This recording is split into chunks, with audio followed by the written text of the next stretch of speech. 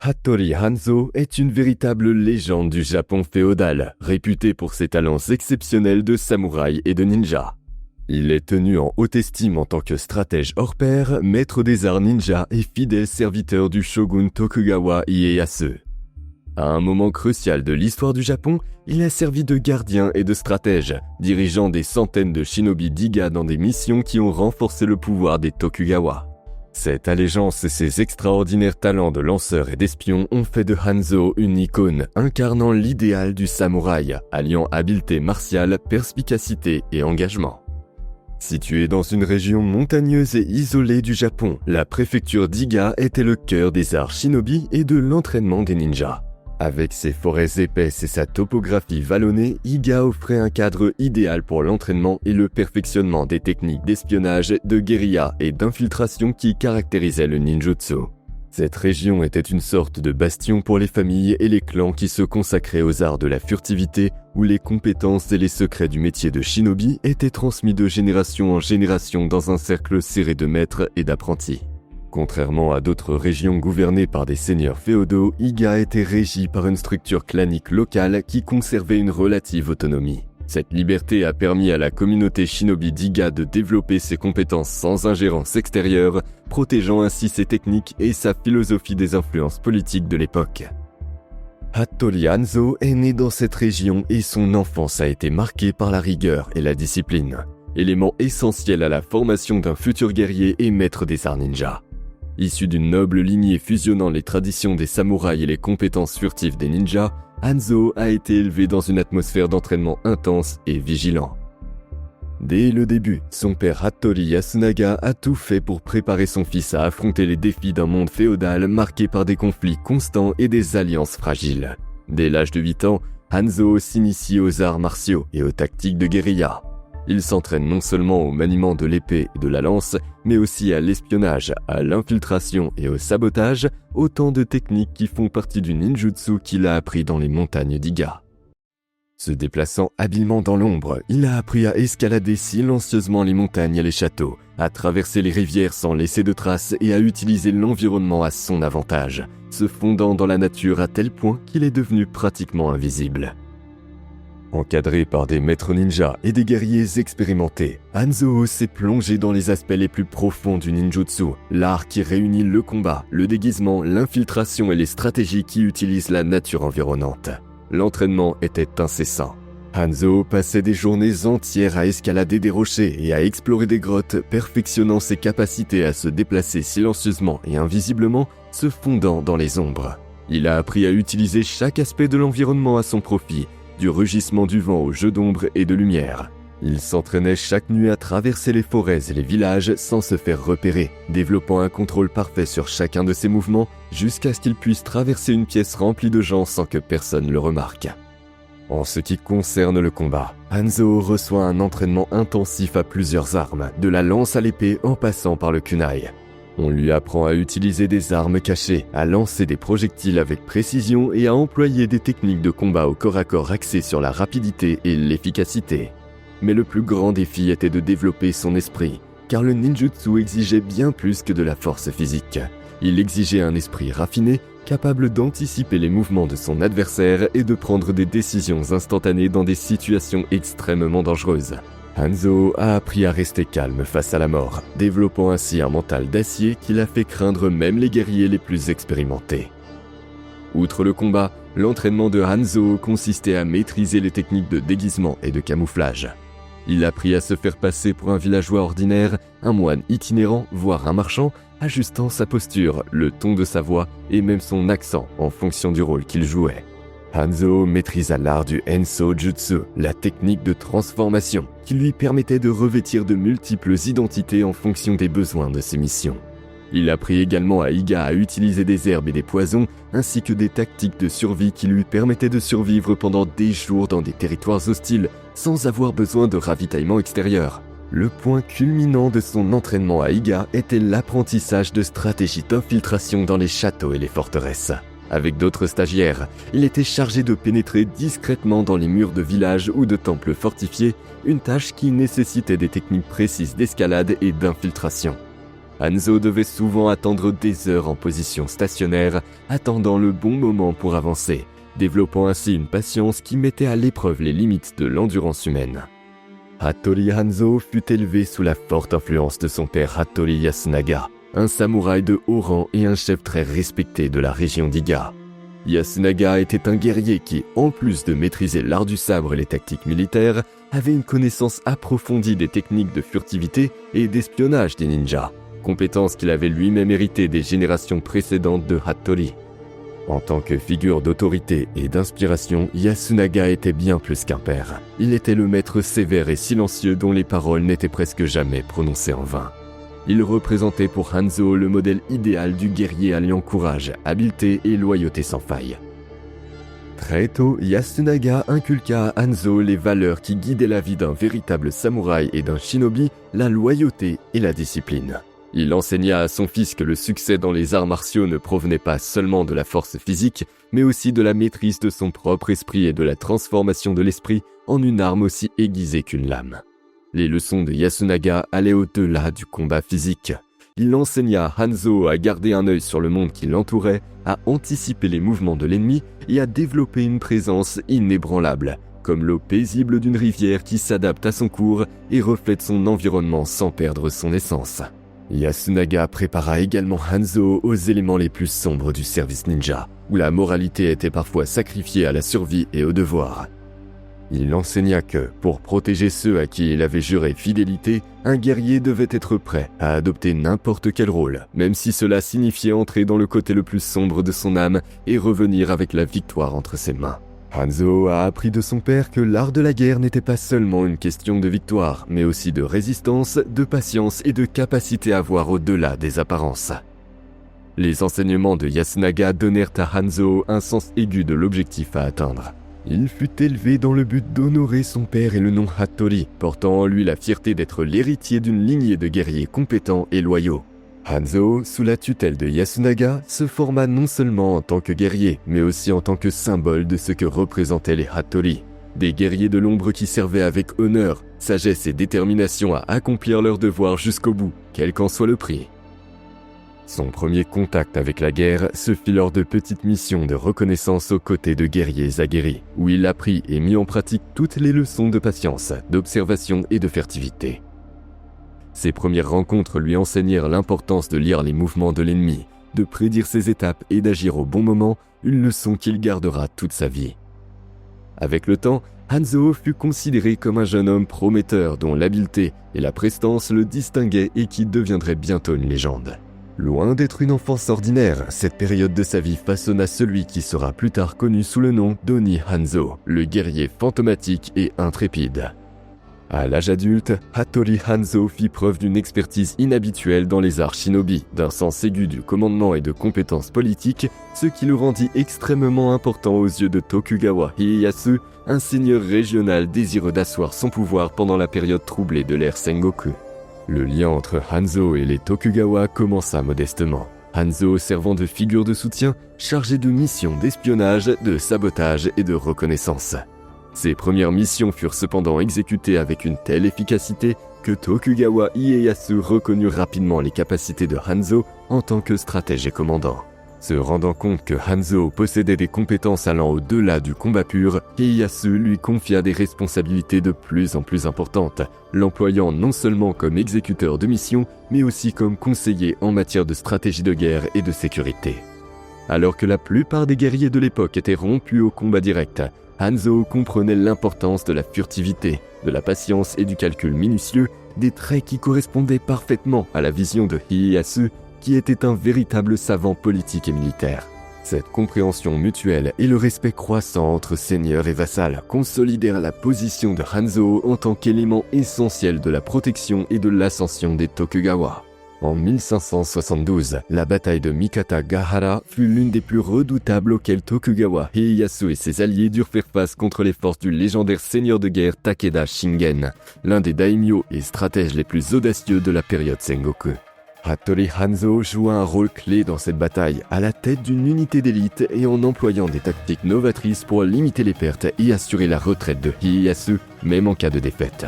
Les forces de Takeda Shingen surpassaient en nombre celles de Tokugawa et étaient disposées selon une formation connue sous le nom d'écailles de poisson, connue pour résister et absorber les attaques en les déviant sur les flancs. Shingen était réputé pour ses troupes de cavalerie et leur capacité à tromper l'ennemi par des attaques rapides et meurtrières. Lorsque Tokugawa Ieyasu réalisa la menace imminente, il comprit qu'il lui faudrait utiliser au mieux tous ses guerriers et stratèges, et Hanzo, dont la formation reposait sur la furtivité et les tactiques d'adaptation, fut nommé à la tête d'une unité destinée à la guérilla et aux opérations rapides. Hanzo organisa son unité d'élite pour qu'elle serve de force de reconnaissance et d'attente, utilisant le terrain montagneux et les forêts autour de Mikatagahara pour tendre des embuscades et ralentir la progression des forces de Takeda. Avec un mélange de ninjas d'Iga et de samouraïs loyaux, Hanzo divisa ses troupes en petits groupes, cachés sur les pentes et parmi les arbres. Lorsque la cavalerie de Takeda avançait, ces groupes attaquaient par surprise, lançant des projectiles et faisant diversion, ce qui ralentissait la progression de l'ennemi et sapait le moral des troupes de Shingen. L'une des stratégies innovantes de Hanzo consistait à utiliser des pièges de fortune, tels que des trous cachés et des barricades naturelles faites de branches et de pierres, qui entravait le passage de la cavalerie et brisait les lignes de Shingen. Grâce à la capacité de Hanzo à appliquer ses stratégies de guérilla et à l'utilisation du terrain à son avantage, les samouraïs de Tokugawa se regroupèrent et organisèrent une défense mieux coordonnée. Cependant, la bataille s'intensifia rapidement et les troupes de Takeda, faisant preuve d'agilité et de précision, commencèrent à repousser les forces de Tokugawa. Confronté à une situation critique, Ieyasu choisit de battre en retrait pour sauver ce qui reste de son armée. Hanzo fit à nouveau preuve de ses qualités de dirigeant et de planificateur, prenant le commandement de son unité pour s'assurer que la retraite se déroulait en toute sécurité et de manière ordonnée. Il ordonna à ses troupes de battre en retraite de manière contrôlée en prenant des mesures pour couvrir la retraite de Tokugawa et des hauts commandants. En se déplaçant constamment, Hanzo réussit à donner l'impression que ses troupes étaient plus nombreuses qu'elles ne l'étaient, trompant ainsi l'ennemi et permettant à Ieyasu de battre en retraite dans une relative sécurité. Hanzo exerça également une stratégie psychologique au cours de cette retraite, en battant des tambours de guerre et en allumant des feux de joie autour du camp de Tokugawa, laissant entendre que les troupes étaient prêtes pour une contre-offensive. Cette stratégie, connue sous le nom de forteresse vide, découragea les troupes de Takeda qui hésitèrent à avancer, craignant un piège.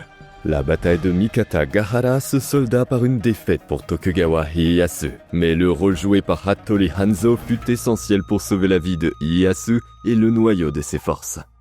Sa bravoure et sa rapidité d'esprit sur la ligne de front transformèrent une défaite potentiellement désastreuse en un retrait stratégique qui permit aux Tokugawa de se regrouper et de fortifier leur défense en vue des batailles à venir.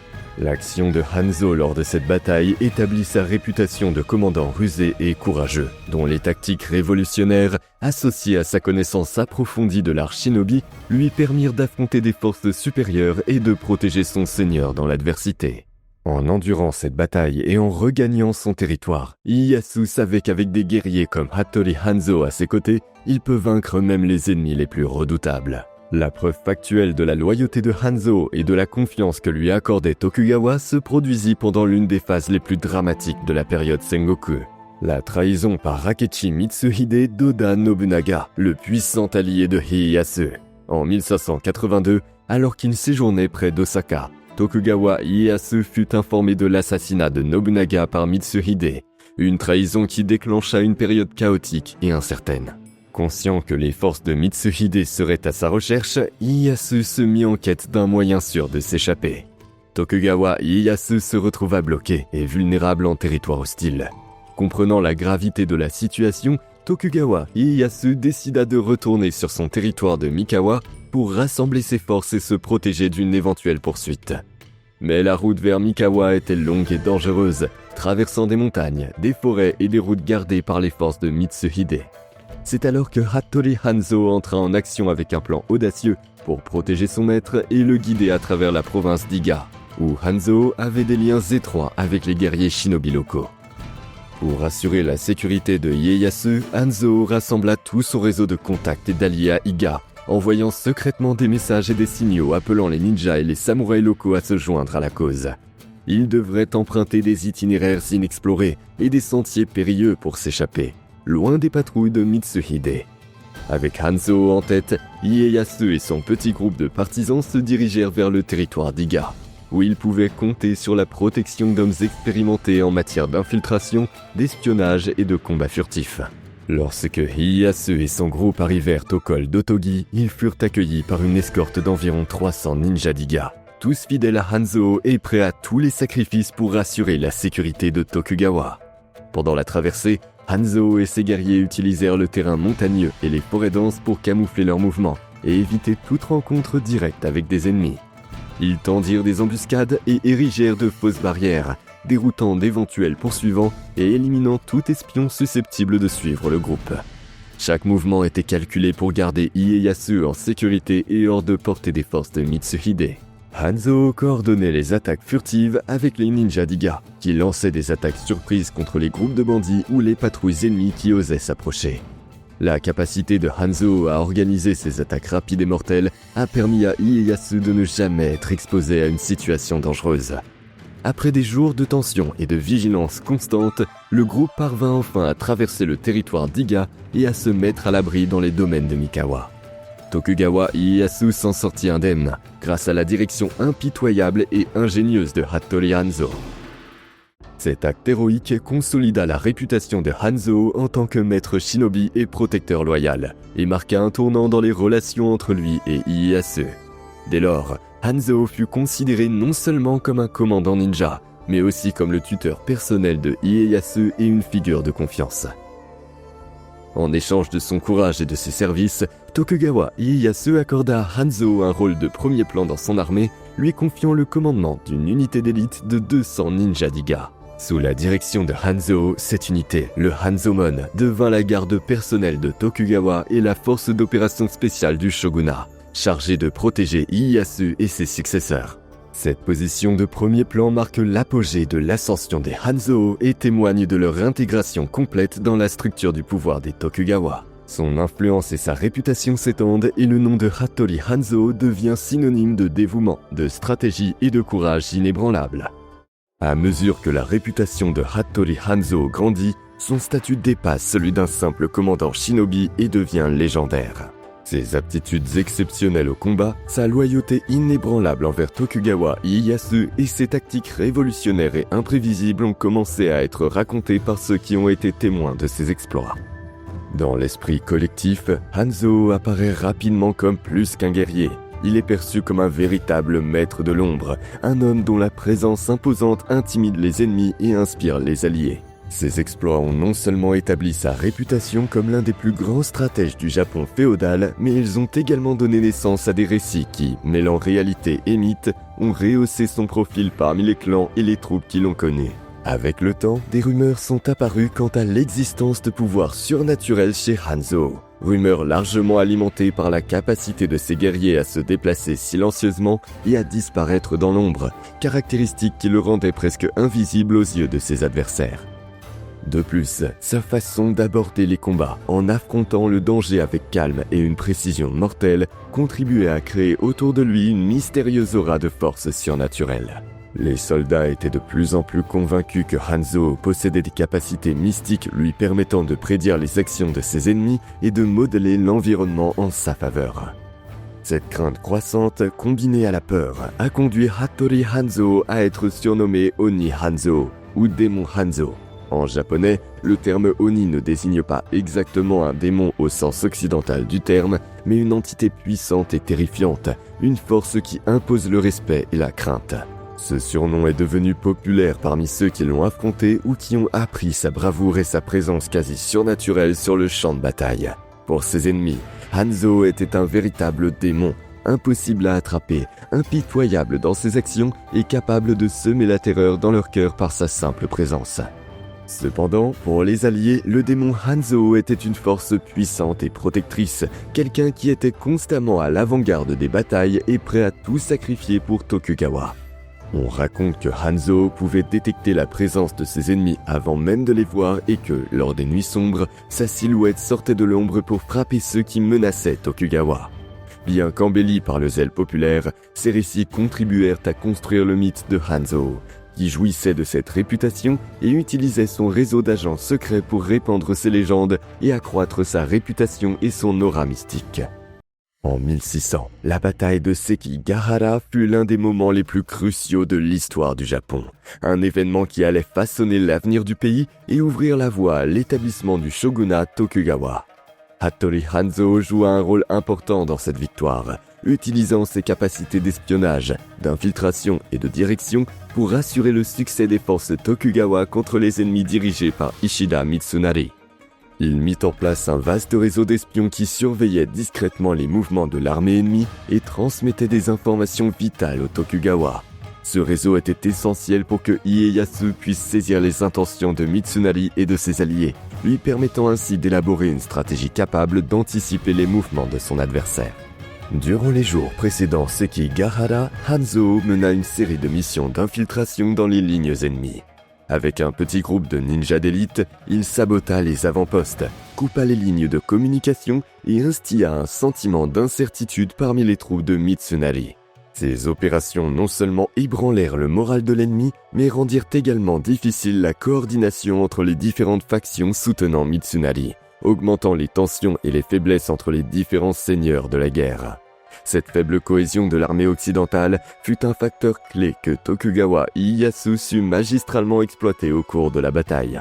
Le jour de la bataille, Hanzo était posté avec une unité d'élite prête à répondre à tout besoin émergent. Il fit pivoter son unité pour déborder l'ennemi à des moments clés, déstabilisant ses positions et empêchant les troupes de Tokugawa de gagner du terrain. Hanzo guida ses hommes pour qu'ils attaquent des cibles de grande valeur, en s'en prenant aux commandants et aux officiers les plus remarquables, ce qui provoquait rapidement la panique au sein des troupes adverses. Ces tactiques étaient rapides et mortelles. Alors que la bataille faisait rage et que le champ de bataille connaissait des rebondissements constants, il dirigeait également la garde personnelle de Ieyasu, le protégeant des attaques et des menaces potentielles. Sachant que la vie de Ieyasu était primordiale pour la cause, Hanzo et ses hommes restaient vigilants, prêts à tout sacrifier pour assurer la sécurité de leur seigneur. La victoire de Tokugawa à Sekigahara marqua l'unification du Japon sous son règne et annonça le début du shogunat Tokugawa, qui allait régner sur le pays pendant plus de 250 ans. Pour Hattori Hanzo, Sekigahara fut le couronnement de sa carrière et l'aboutissement de son rôle de gardien et d'allié de Tokugawa. Après l'accession au pouvoir de Tokugawa Ieyasu en tant que shogun, le Japon devait entrer dans une nouvelle ère de paix et de stabilité relative. Cette paix, cependant, ne reposait pas uniquement sur des victoires sur le champ de bataille. Elle nécessitait également une structure de contrôle et de surveillance interne capable de sécuriser le nouveau régime et d'empêcher les conspirations et les soulèvements. Grâce à sa vaste expérience en matière d'espionnage et de combat furtif, Hattori Hanzo joua un rôle clé dans ce processus de transition en contribuant à la mise en place d'un système de sécurité interne et d'espionnage qui protégerait le shogunat Tokugawa pour les décennies à venir. Sous sa direction, il mit en place un groupe d'espions et d'informateurs issus des ninjas d'Iga et de Kooka, qui opéraient à la fois à Edo, aujourd'hui Tokyo, siège du nouveau gouvernement, et dans d'autres provinces. Ce groupe fut connu sous le nom d'Onmitsu, ou ceux qui voient tout, une unité qui travaillait dans l'ombre pour maintenir l'ordre et prévenir les conspirations susceptibles de mettre en péril le régime. Les membres du réseau agissaient en secret, se faisant passer pour des marchands, des artisans et même des moines itinérants, se faufilant dans les territoires où des grondements de mécontentement pouvaient se faire entendre. Cet appareil de sécurité n'était pas seulement destiné à se défendre contre les menaces extérieures. Il avait également pour but de surveiller la cour des Tokugawa elle-même en veillant à ce que les conflits internes ou les trahisons n'ébranlent pas la structure du shogunat. Les réformes de la société intérieure promues par Hanzo renforcèrent l'assise du shogunat Tokugawa et consolidèrent la paix en créant un environnement constamment surveillé où les menaces éventuelles étaient désamorcées avant qu'elles ne deviennent des problèmes majeurs. Le Japon connut une paix relative pendant la période Edo grâce à cette structure, et le système de sécurité et d'espionnage mis en place par Hanzo fut l'une des clés du maintien et de la stabilité du régime Tokugawa. Son héritage ne fut pas seulement celui d'un guerrier ou d'un stratège, mais aussi celui d'un visionnaire qui avait compris l'importance de la surveillance et de la protection intérieure pour assurer la longévité d'un régime. Après des décennies de loyaux et inestimables services rendus au clan Tokugawa, Hattori Hanzo II arriva au terme de son voyage. Il passa ses dernières années dans une paix relative. Tout en conservant sa position d'autorité, Hanzo diminua ses fonctions, se consacrant principalement à la supervision et à la formation de la prochaine génération de guerriers et d'agents, leur transmettant les valeurs de loyauté, de discipline et l'esprit du shinobi qu'il incarnait. Certains récits historiques et traditions affirment que Hattori Hanzo devint moine bouddhiste vers la fin de sa vie. Après avoir servi le clan Tokugawa pendant des décennies en tant que guerrier et stratège, Hanzo aurait choisi une vie de contemplation et de retraite spirituelle suivant la voie bouddhiste. Hanzo mourut de cause naturelle, mettant fin à sa vie de personnage légendaire et très apprécié. Sa disparition marqua la fin d'une époque pour le clan Tokugawa qui perdait l'un de ses défenseurs les plus loyaux et les plus compétents. En signe d'honneur et de respect, Hattori Hanzo fut enterré au temple Sainenji de Tokyo. Ses lances furent conservées dans le temple, arme qui avait été sa marque de fabrique et qui symbolisait son esprit sauvage. Aujourd'hui encore, ces lances sont conservées au Sainenji en hommage à sa vie et à son héritage. Respectueusement gardées, elles rappellent les exploits de Hanzo, son courage et le dévouement avec lequel il servit le clan Tokugawa.